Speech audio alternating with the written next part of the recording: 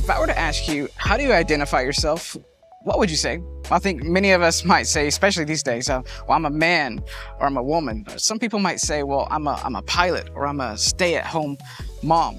You see, neither of those are your identity. That's either your gender or your profession. Well, what is identity?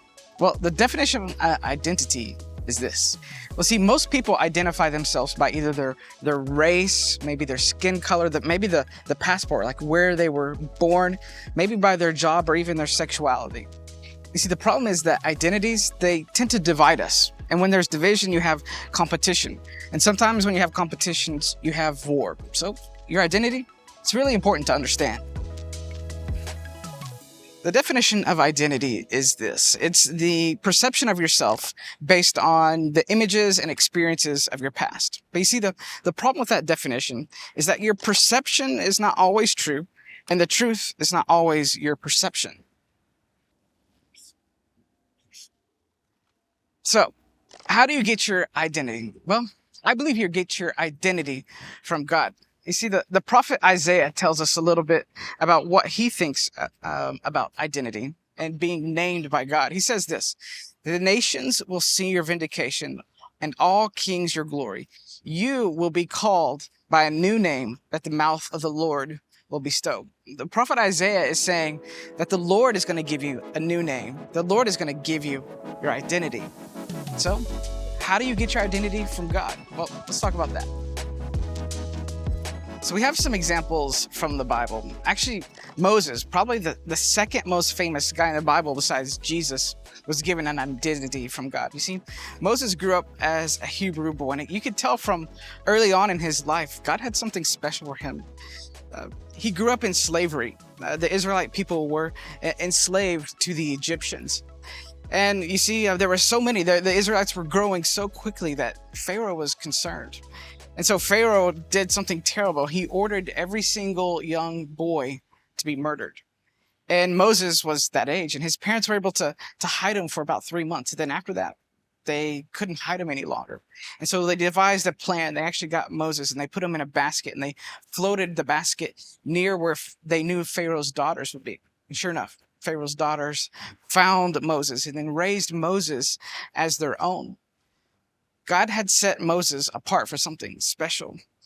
But one day, Moses was out and about, and he saw an Egyptian soldier beating a Hebrew person. And Moses couldn't take it any longer. He stopped the Egyptian soldier and ended up killing him. Well, Pharaoh found out about that, who was obviously going to be very angry, and Pharaoh tried to kill Moses. And so Moses, he had to flee. He actually fled to Midian.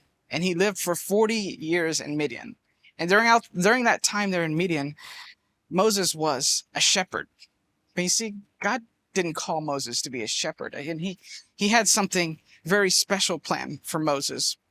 So after 40 years, God shows up to Moses and shows up in an unlikely place, in a burning bush.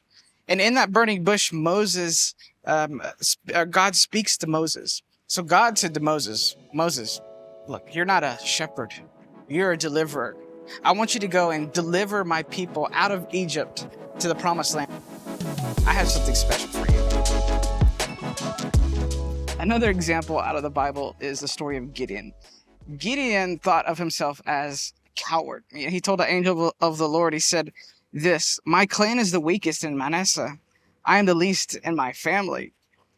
You see, Gideon didn't come up with that himself, right? Someone else must have told him that his clan was the weakest, that he was a coward. Maybe in your life, you've had someone tell you something about yourself, and you're starting to believe it. Well, an angel of the Lord was sent to Gideon and said, when an angel of the Lord appeared to Gideon, he said, "The Lord is with you, mighty warrior." You see, God didn't think about Gideon as a coward. God saw him as a mighty warrior. So how do you get your identity from God? It was because in Moses' case, in Gideon's case, God sent someone to tell them who they were. So how do we get our identity? You see, in Moses' case and in Gideon's case, God spoke directly to them. Well, how do we do it then? To get your identity, it requires just one thing. It requires listening. If I feel like a lot of times most of us will pray and we say, God, I want this and this and this and this and this, and then amen, and we just run away and we go on with our day. We never spend time actually listening to God. I feel like God's up in heaven being like, well, I was about to tell you something and then you ran away. He's like, I wanted to speak to you. And we don't spend time actually listening to God. But to get an identity from God, just like Moses and just like Gideon, requires listening. Let me give you a few tips on how we can listen to God. I like what one of my friends does. He wakes up in the morning, he does his devotional, he spends some time with God, he reads his Bible, and then he says his prayers. Then after he says his prayers, he gets by the side of his bed, he kneels there, and he just waits for 5 minutes, just listening for God, saying, God, what do you want to say to me today? I like that. I think it's a great way of listening. I think more of us should do that. Another prayer that I think would help with your listening is saying, as you begin your day, God, what do you want me to know more about my identity today? Another one is like, God, what do you want me to know more about your love today? And then spend the day in anticipation that God is actually going to speak back to you, that God is actually going to talk to you. And you might hear your identity from God that day. Maybe you might hear it today. Well, I hope this helps you. I hope you have a great rest of your week. God bless and take care.